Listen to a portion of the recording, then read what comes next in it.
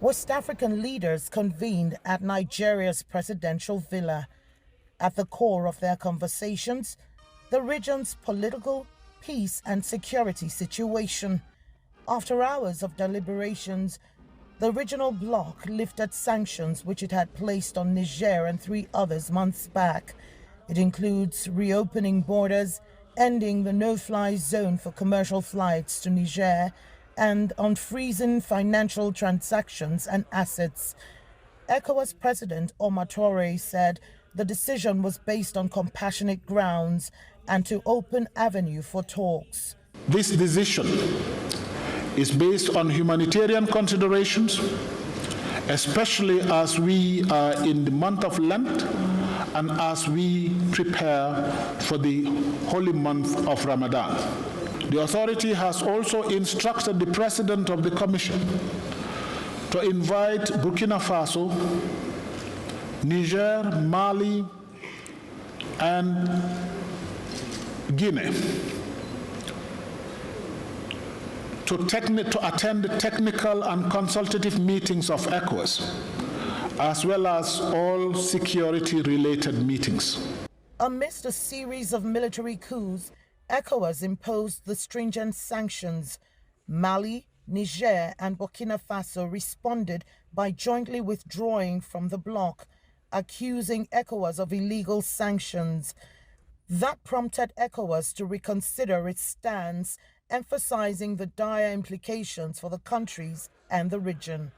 That the withdrawal will have political, socio-economic, financial, and institutional implications for the 3 countries as well as for ECOWAS as a region. In addition to political challenges, West Africa faces security issues like terrorism, banditry, and the proliferation of illegal arms. The disintegration of ECOWAS could worsen the situation. Mali, Burkina Faso, and Niger formed a Sahel Security Alliance seeking support from Russia. ECOWAS emphasizes finding enduring solutions for the benefit of the entire region. The complexity of the issues at hand necessitate a comprehensive and collaborative approach. Our decision will be guided by our commitment to safeguarding the constitutional order, upholding the democratic principles, and promoting the social and economic well-being of the citizens of the aforementioned countries. ECOWAS is now inviting Mali, Niger, Guinea, and Burkina Faso for further dialogue.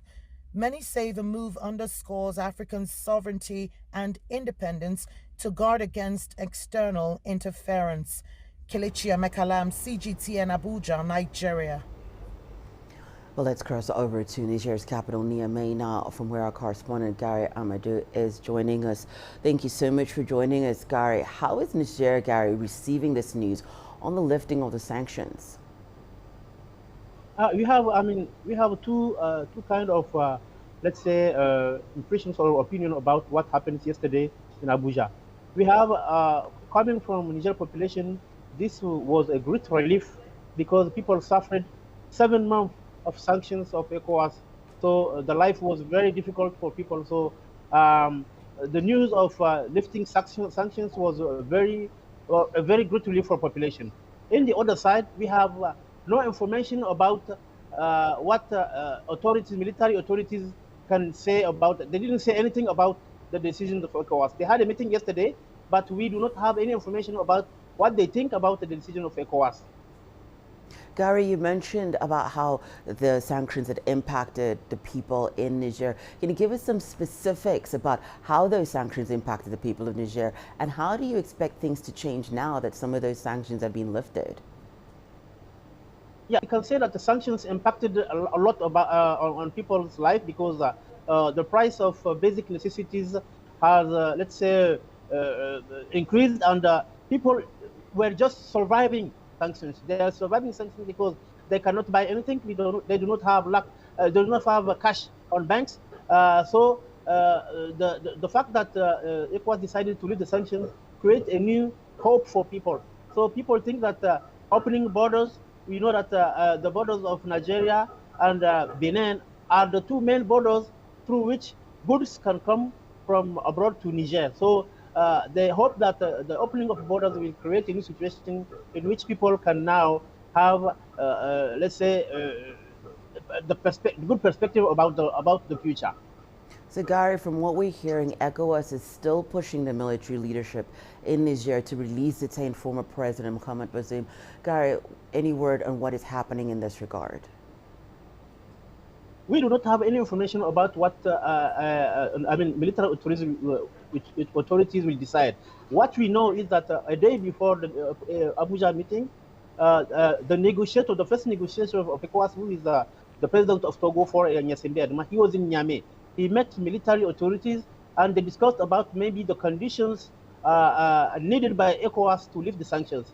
So according to some opinions, the junta will free President Bazoum and his wife, but he will be, let's say, not in prison, but he will be protected in his home.